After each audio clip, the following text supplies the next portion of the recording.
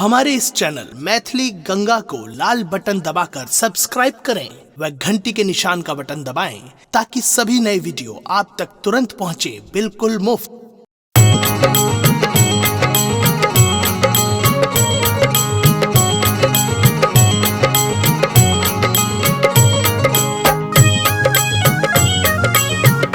अपने सुन रहल छी गंगा कैसेट के प्रस्तुति।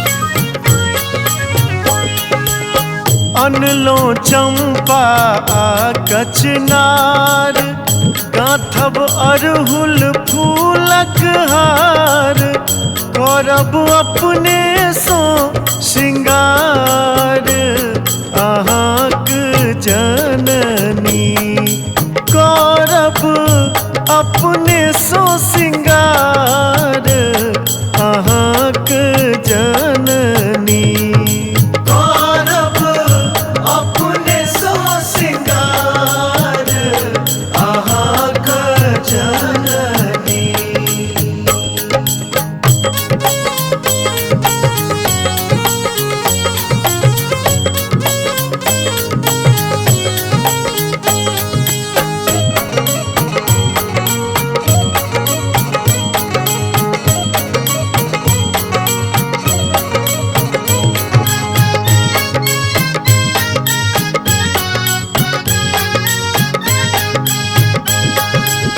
नीपब पिरिया आचिन मार, देबै अरिपन पीस पिठार।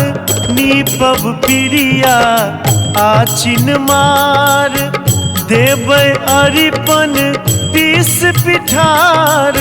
चमचम करतै दरबार अहाँक जननी, करब अपने सो श्रृंगार अहाँक जननी, करब अपने सो श्रृंगार अहाँक जननी।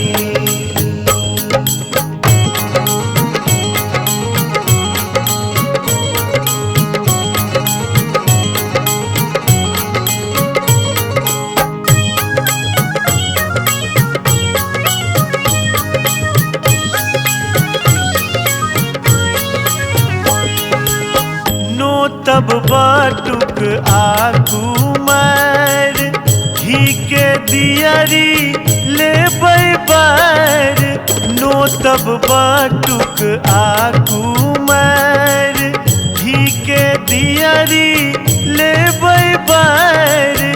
अब 10 दिन दुआर अहाँक जननी, करब अपने सो श्रृंगार अहाँके जननी, करब अपने सो श्रृंगार अहाँक जननी।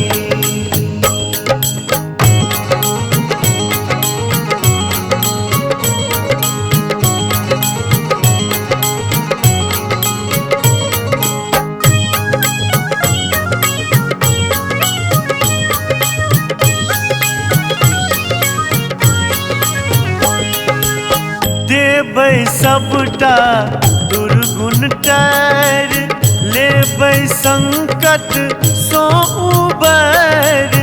देबै सबटा दुर्गुण टार, लेबै संकट सो उबार। माधव करैया गोहार अहाँक जन